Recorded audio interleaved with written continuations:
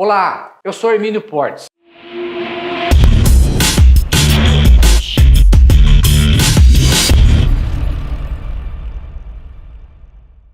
Quem tem direito ao recebimento do auxílio-doença? O auxílio-doença ele é um benefício previdenciário pago pelo Instituto Nacional do Seguro Social, no caso, o INSS. As pessoas que ficarem incapacitadas para o trabalho ou atividade habitual por mais de 15 dias consecutivos. O auxílio-doença ele é previsto por uma lei, caso a Lei 8.213/91. Vamos ver o texto legal. O auxílio-doença ele vem regulamentado no artigo 59 da Lei 8.213/91. E diz, artigo 59, o auxílio-doença será devido ao segurado que, havendo cumprido, quando for o caso, o período de carência exigido nessa lei, ficar incapacitado para o seu trabalho ou para a sua atividade habitual por mais de 15 dias consecutivos. Parágrafo 1º. Não será devido o auxílio-doença ao segurado que se filiar ao regime geral de previdência social já portador da doença ou da lesão invocada como causa para o benefício, exceto quando a incapacidade sobrevier por motivo de progressão ou agravamento da doença ou da lesão.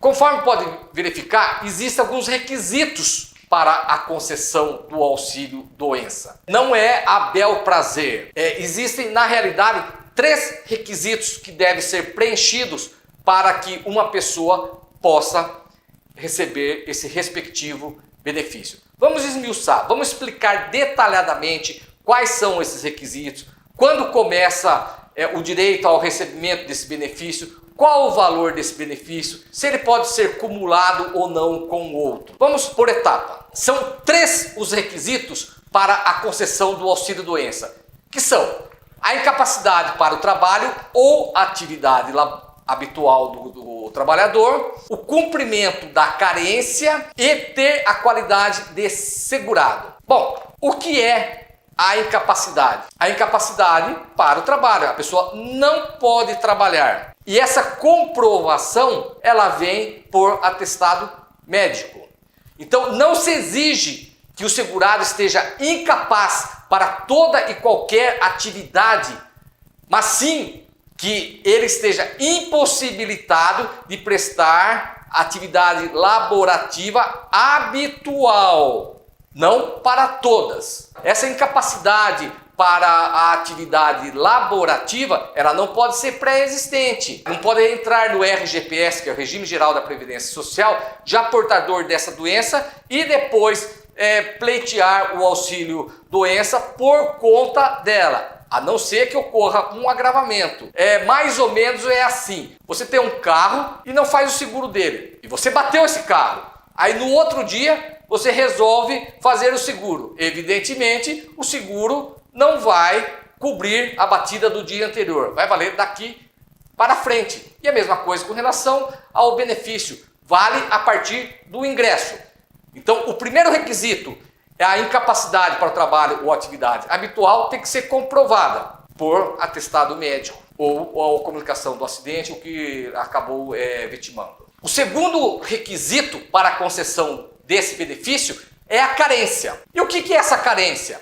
Carência é o tempo necessário de filiação ao RGPS, que é a abreviatura de Registro Geral de Previdência Social. No caso do auxílio-doença, tem que haver 12 contribuições mensais.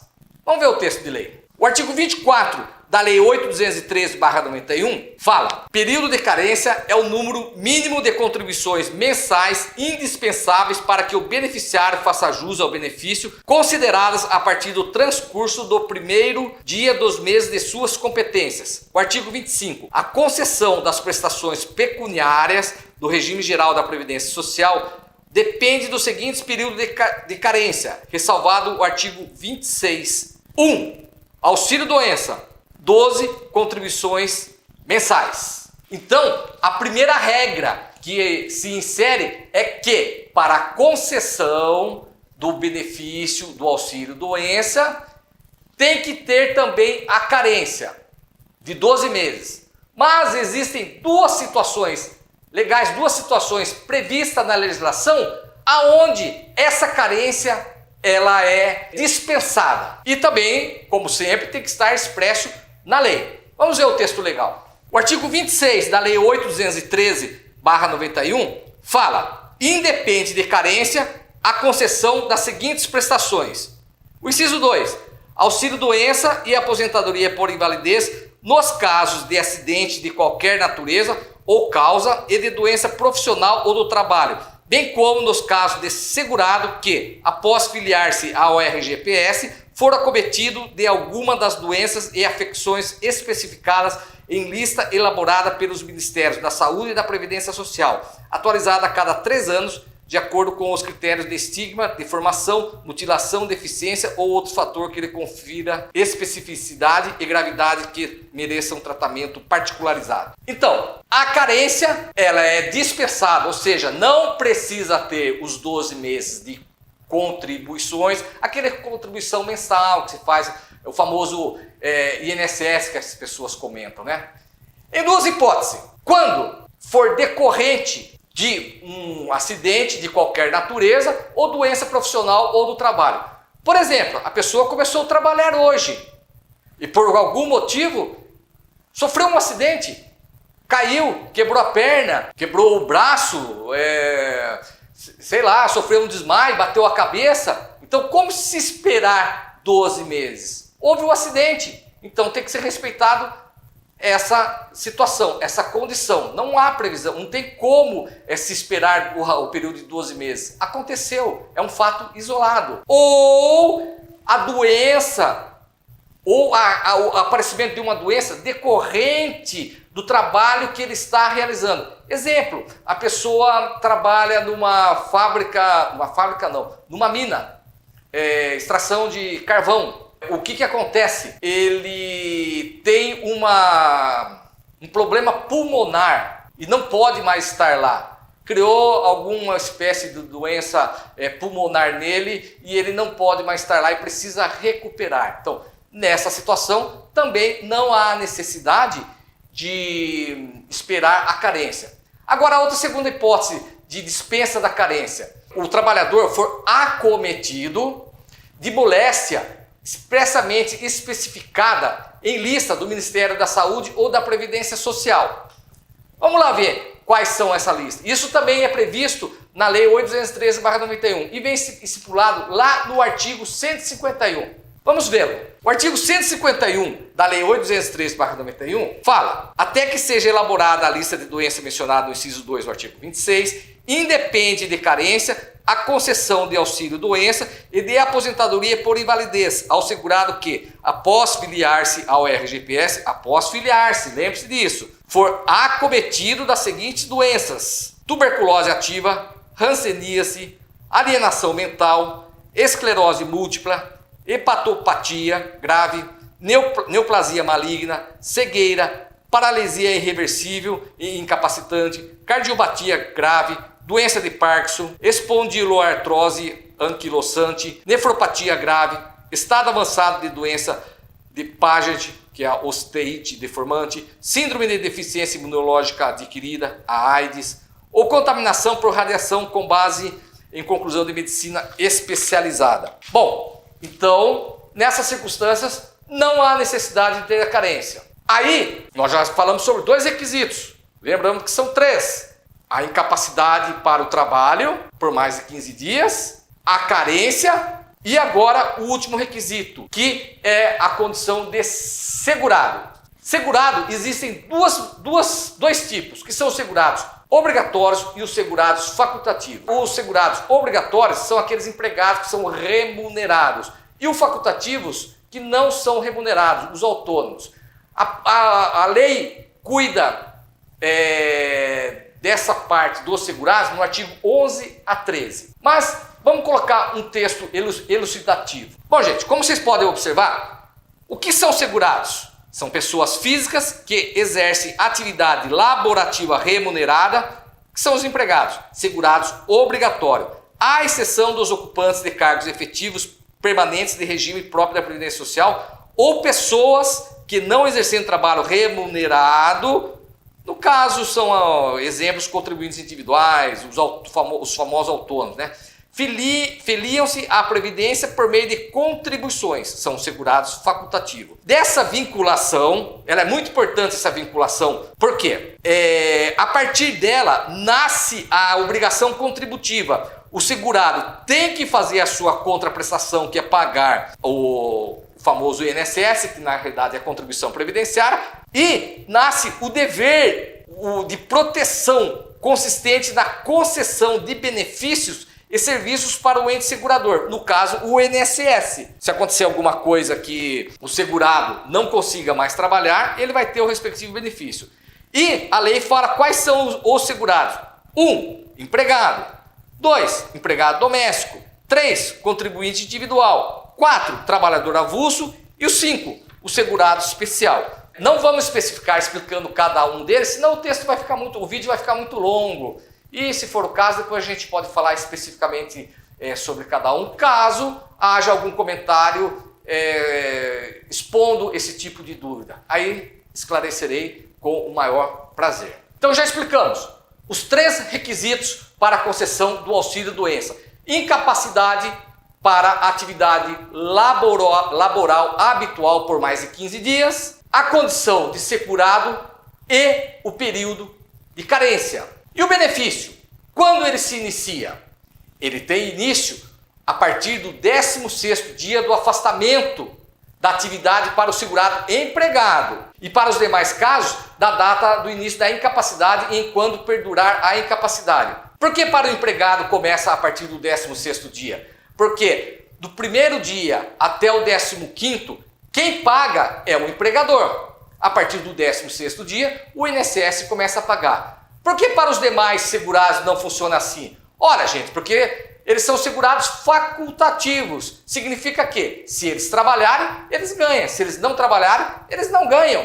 Então, por óbvio, não faz nenhum sentido que nos primeiros 15 dias o patrão iria pagar, porque eles não têm patrão. Eles são autônomos. Então, por esse é o motivo a partir do 16º dia. Vamos ver o texto legal. O artigo 60 da Lei 8.203/91 tem a seguinte redação. O auxílio-doença será devido ao segurado empregado a contar do 16º dia do afastamento da atividade. E no caso dos demais segurados, a contar da data do início da incapacidade enquanto ele permanecer incapaz. Bom, já vimos os requisitos e quando ele inicia. E qual o valor desse auxílio-doença? Vamos lá. Também a lei especifica. Olha o texto legal. O artigo 29 da Lei 8.213/91 fala: o salário do benefício consiste, 2. Para os benefícios de que trata a linha A, D, E, H do inciso 1 do artigo 18, na média aritmética simples dos maiores salários e contribuições, correspondente a 80% de todo o período contributivo.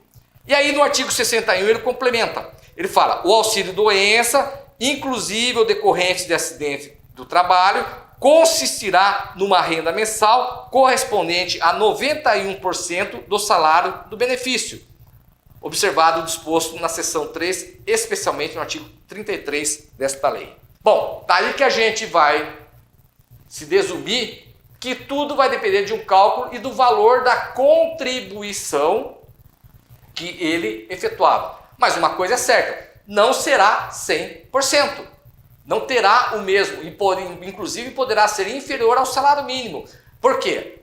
Ele não vai substituir o salário do trabalhador. Ele é uma coisa provisória.